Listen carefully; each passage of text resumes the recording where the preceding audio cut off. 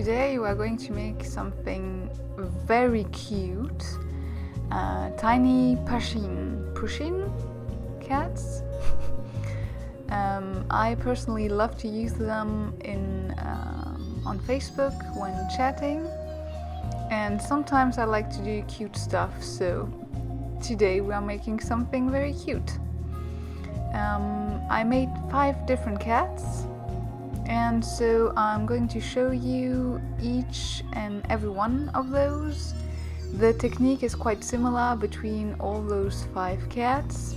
Basically, you want to make the gray fondant first and bake it before putting it on a cookie. So you cut precisely the shape of the cat in gray, and then just bake and add on the cookie. But we're going to see that later.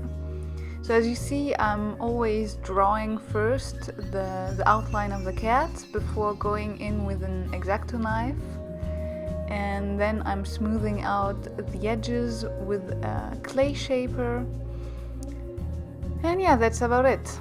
So I had some fun making that video, adding those little tiny images that fade in and out. It was quite fun to do.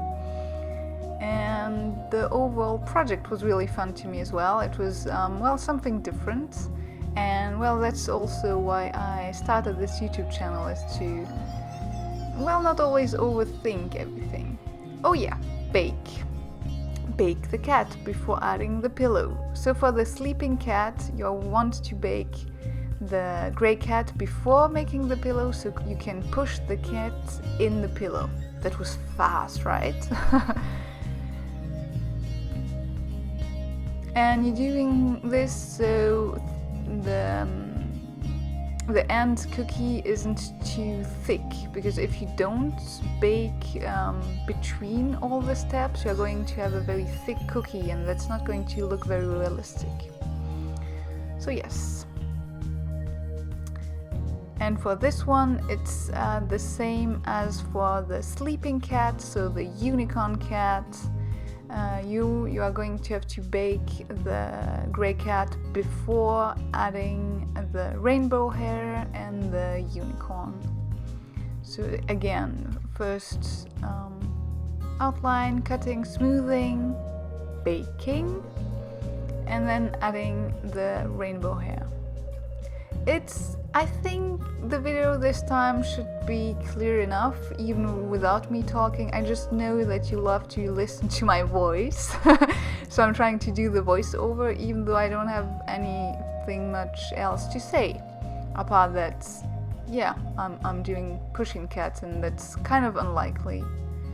For me, I tend to in the last month and years, I would say, I did less and less cute. I'm not so much into cute stuff.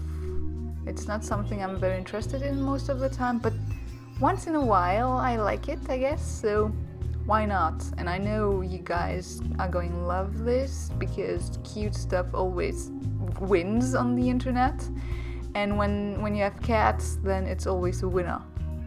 So I really hope you enjoy this, because it's for you.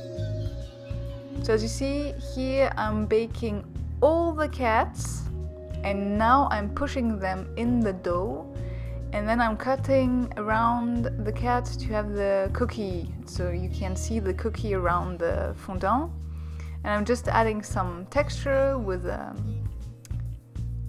toothbrush. What's that thing again? A toothbrush, and you could have used sandpaper or just a toothpick.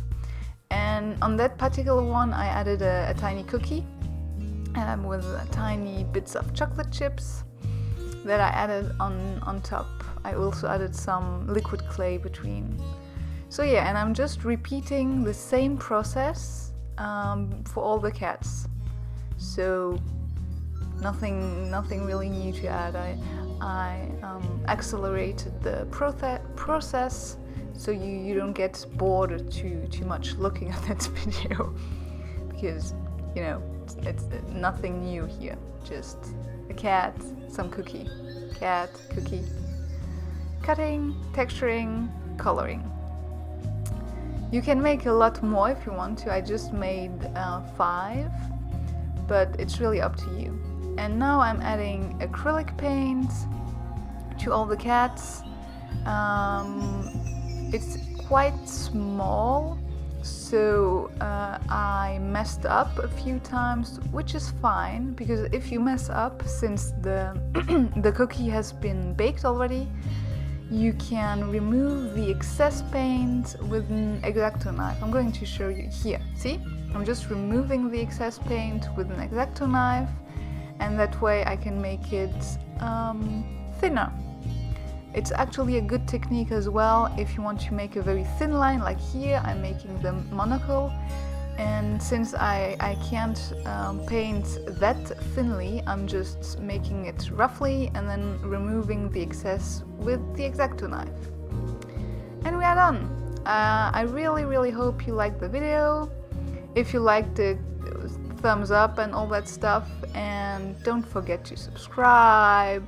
And I really hope to see you in my next video. Bye!